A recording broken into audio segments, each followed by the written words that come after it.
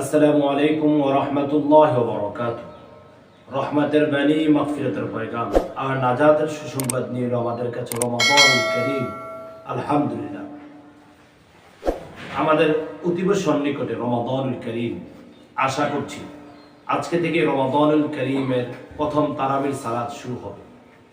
আজকে রমাদানুল কারীমে হাফেজে কোরআন তেলাওয়াত করবেন প্রথম নাম্বার পারা থেকে দ্বিতীয় নাম্বার পারার 10 নম্বর পৃষ্ঠা পর্যন্ত, অর্থাৎ সূরাতুল বাকারার প্রথম নাম্বার আয়াতে কারিমা থেকে সূরাতুল বাকারার 203 নম্বর আয়াতে কারিমা পর্যন্ত। এখানে অসংখ্য অগণিত আয়াতে কারিমাগুলো রয়েছে। তার মধ্য থেকে কয়েকটি আয়াতের মূল সারমর্ম আমি আপনাদের সম্মুখে তুলে ধরার চেষ্টা করব। আজকের আলোচনা থেকে আমরা যা কিছু শিখতে পারবো, যা কিছু অর্জন করতে পারবো, সেগুলো আমরা জানার চেষ্টা করব। হাফেজের কোরআনরা গোটা বাংলাদেশ জুড়ে আলহামদুলিল্লাহ একই সিস্টেম এবং একই রুলস অনুযায়ী তারা তারাবির সালাত আদায় করে। প্রথম 6 দিনে 9 পারা তেলাওয়াত করে, তারপরের দিনগুলোতে তারা 1 পারা করে তেলাওয়াত করে, অর্থাৎ 26তম তারাবির সালাতের মধ্যে তারা গোটা কোরআনুল কারীমের তেলাওয়াত সমাপ্ত। সেই ধারাবাহিকতায় এক এক করে 27টি তারাবির তেলাওয়াতের সারমর্ম আপনাদের সম্মুখে তুলে ধরব। আমরা একটি প্রতিপাদ্য বিষয় নিয়ে কাজ করব, সেটা হচ্ছে আজকের তারাবিকে জানুন বা আজকের তারাবি শিক্ষা। আমি আলোচনার শুরুতেই গোটা তথ্য আপনাদের সম্মুখে প্রকাশ করার চেষ্টা করছি। প্রথমে হাফেজে কোরআন সূরাতুল ফাতিহা তেলাওয়াত করবেন। সূরাতুল ফাতিহা নাযিল হয়েছে মক্কাতুল মুকাররমায়। এর মধ্যে আয়াত সংখ্যা রয়েছে 7টি, রুকু সংখ্যা রয়েছে কেবলমাত্র 1টি। তারপর সূরাতুল বাকারা। সূরাতুল ফাতিহার মধ্যে তেলাওয়াত করা হবে আলহামদুলিল্লাহি রাব্বিল আলামিন, সকল প্রশংসা আল্লাহর জন্য, যিনি বিশ্ব জাহানের প্রতিপালক। আর রহমানির রহিম, যিনি পরম করুণাময় অতি দয়ালু। মালিকি ইয়াউমিদ্দিন, অফ দ্য ডে অফ রেকম্পেন্স, যিনি বিচার দিবসের মালিক। ইয়াকা না'বুদু ওয়া ইয়াকা নাস্তাঈন, আমরা কেবলমাত্র তোমার ইবাদত করি, তোমার কাছে সাহায্য চাই। ইহদিনাস সিরাতাল মুস্তাকিম, আমাদেরকে সহজ সরল সঠিক পথে পরিচালিত করুন। সিরাতাল্লাযীনা আন'আমতা আলাইহিম, তাদের পথে যাদেরকে আপনি নিয়ামত দান করেছেন।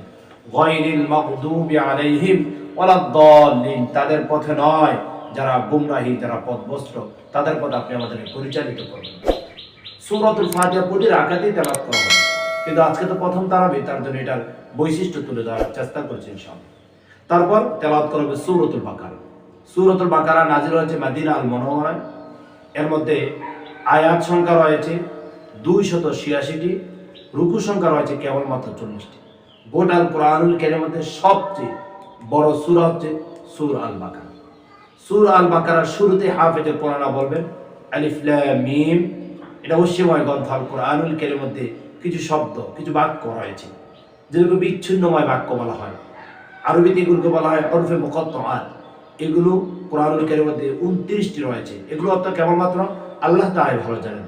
তারপর পাঠ করবেন যালিকাল কিতাব লা রাইবা ফি, এটা এমন একটি কিতাব যে কিতাবের মধ্যে কোনো সন্দেহ নেই। এই কিতাব কাদের জন্য? হুদাল লিল মুত্তাকিন। তারপর সূরা বাকারার শুরুতে আল্লাহ সুবহানাহু ওয়া তাআলা মুমিনদের পরিচয় তুলে ধরেছেন, মুমিনদের 5টি গুণাবলীর কথা তুলে ধরেছেন। সূরাতুল বাকারার 2য়, 3য়, 4র্থ নম্বর আয়াতের মধ্যে এই 3টি আয়াতের মধ্যে মুমিনদের 5টি গুণাবলীর কথা তুলে ধরেছেন। হাফেজে কোরআন আজকে তারাবিতে তেলাওয়াত করবেন। আল্লাহ তাআলা বলেন الذين يؤمنون بالغيب ويقيمون الصلاة ومما رزقناهم ينفقون والذين يؤمنون بما أنزل إليك وما أنزل من قبلك وبالآخرة هم يوقنون। চমৎকার কথা, মুমিনদের বৈশিষ্ট্যের কথা আল্লাহ তাআলা তুলে ধরেছেন। প্রথম নাম্বার মুমিনদের গুণ হচ্ছে الذين يؤمنون بالغيب, যারা গায়বের প্রতি বিশ্বাস স্থাপন করে। ويقيمون الصلاة, যারা সালাত প্রতিষ্ঠা করে। ومما رزقناهم ينفقون, আল্লাহ সুবহানাহু ওয়া তাআলা যে রিজিক দিয়েছেন সেই রিজিক থেকে যারা দান করে। তারপর আল্লাহ তাআলা মুমিনদের আরো 2টি পরিচয় তুলে ধরেছেন। ওয়াল্লাযীনা ইউমিনুনা বিমা উনজিলা ইলাইক ওয়া মা উনজিলা মিন ক্বাবলিক, আল্লাহর হাবিবের উপর যে কিতাব নাযিল করা হয়েছে সেটার উপর বিশ্বাস স্থাপন করে এবং আল্লাহর হাবিবের পূর্বে যত নবী কিংবা রাসূল ছিল তাদের উপর যে সহিফাগুলো কিতাবগুলো নাজিল করা হয়েছে সেগুলোর উপরে বিশ্বাস স্থাপন করবে। তারপর আল্লাহ তাআলা বলছেন ওয়াবিল আখিরাতি হুম ইউকিনুন, পরকালের প্রতি যারা বিশ্বাস স্থাপন করে এই পাঁচটি গুণে যারা গুণান্বিত আল্লাহ তাআলা তাদেরকে মুমিন বলেছেন। সুবহানাল্লাহ। আল্লাহ তাআলা পাঁচটি গুণের কথা বলার পরে বলেন উলাইকা আলা হুদাম মির রাব্বিহিম, তারা আমার পক্ষ থেকে হেদায়েত উপরে প্রতিষ্ঠিত রয়েছেন। উলাইকা হুমুল মুফলিহুন, তারাই সফল। সুবহানাল্লাহ সুবহানাল্লাহ। তাহলে আজকে তারাবির মধ্যে আমরা ধীরে ধীরে এই শিক্ষাগুলো আমরা গ্রহণ করতে পারবো, এই বিষয়গুলো আমরা জানতে পারবো। তারপর আমরা যদি কোরআনুল কারীমের সূরা বাকারার দিকে যদি আরো লক্ষ্য করি 21 নম্বর আয়াতের মধ্যে আল্লাহ তাআলা বলেছেন ইয়া আইয়ুহান নাস উবুদু রাব্বাকুমুল্লাযী খালাকাকুম ওয়াল্লাযীনা মিন ক্বাবলিকুম লাআল্লাকুম তাত্তাকুন। আল্লাহ তাআলা এখানে সর্বপ্রথম বান্দাদেরকে ওয়ার্ডার করেছেন, আদেশ করেছেন কোরআনুল কারীমের শুরুর লগ্নে আল্লাহ তাআলা বলেছেন হে মানুষ সকল, হে মানব জাতি, উবুদু রাব্বাকুম, তোমরা তোমার রবের ইবাদত করো, তোমরা তোমার রবের দাসত্ব গুজার করো, তোমরা তোমার রবের কাছে মস্তক অবনত করো।